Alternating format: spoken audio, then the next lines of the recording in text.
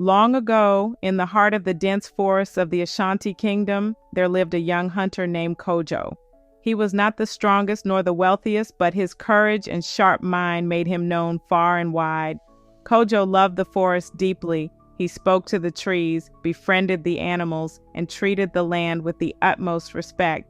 One day, while hunting deep in the woods, Cojo stumbled upon a strange sight. A golden bird, shining like the sun, caught in a hunter's snare. Its cries echoed through the trees, filled with fear and desperation. Cojo approached cautiously and freed the bird. The moment it was free, the bird transformed into a tall, radiant man in golden robes. "I am Anansi, the spider god," the man said. "You have freed me from a wicked spell cast by an envious sorcerer. For your kindness, I will grant you one favor. Name your wish." Cojo thought deeply. He had no desire for riches or power. "I wish to be brave enough to face any danger and wise enough to protect those who cannot protect themselves." Anansi nodded. "Your heart is pure, young hunter, but your courage and wisdom will be tested soon. Beware the forest of shadows." With that, Anansi vanished, leaving only a faint shimmer in the air. Days later, a royal messenger arrived in Cojo's village, his face pale with fear. He announced that Princess Amma, the king's only daughter, had been kidnapped by a dark sorcerer who lived deep in the forest of shadows. Many brave warriors had tried to rescue her, but none had returned. The village fell silent until Cojo stepped forward. "I will go," he said simply. The villagers gasped. "Cojo, the forest of shadows is cursed," an elder warned. "No one who enters ever comes back." "I have no family to mourn me if I fail," Cojo replied calmly. "But if I succeed, I bring hope to the kingdom." Before he left, the village shaman gave Cojo a talisman made of braided vines and beads. "This will protect you from the sorcerer's spells, but only if your heart remains pure," she warned. With his bow, quiver, and talisman, Cojo ventured into the forest of shadows. As he went deeper, the air grew colder, the sunlight faded, and strange whispers surrounded him.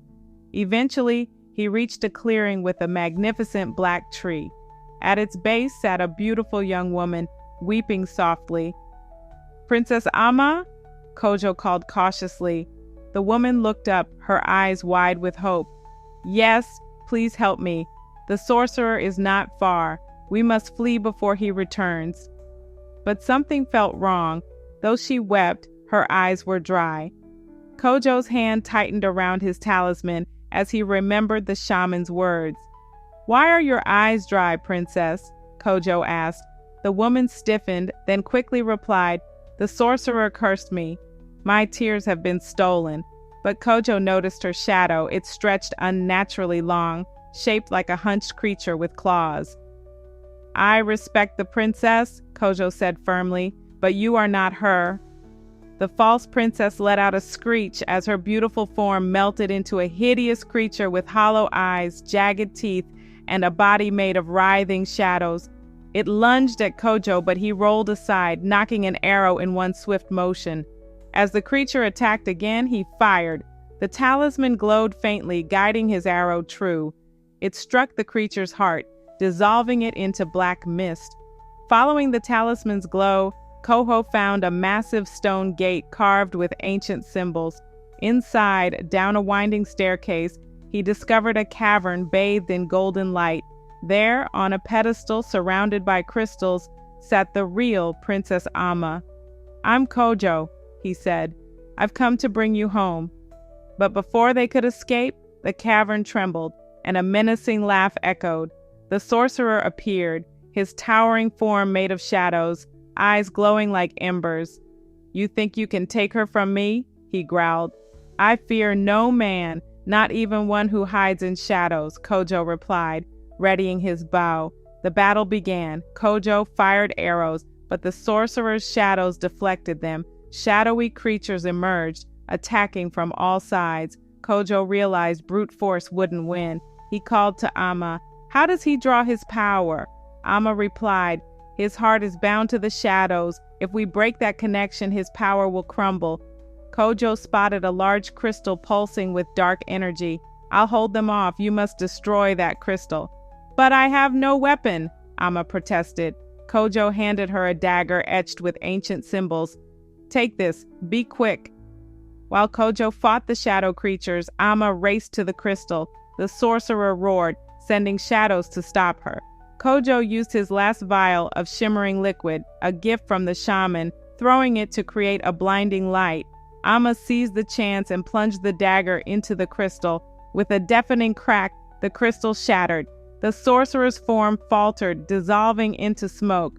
But before vanishing, he hissed, "This is only the beginning." The cavern trembled. Cojo and Amma escaped, emerging into sunlight.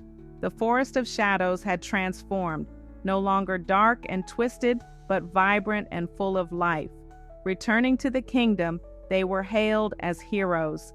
The king praised Cojo's bravery, offering him great treasures, but Cojo declined. "All I ask is that your kingdom remembers the value of courage, wisdom, and unity."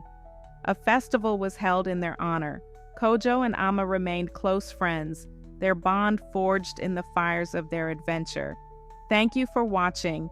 If you enjoyed this story, please like, comment, and subscribe to Tales by Blood Moonshine for more captivating stories.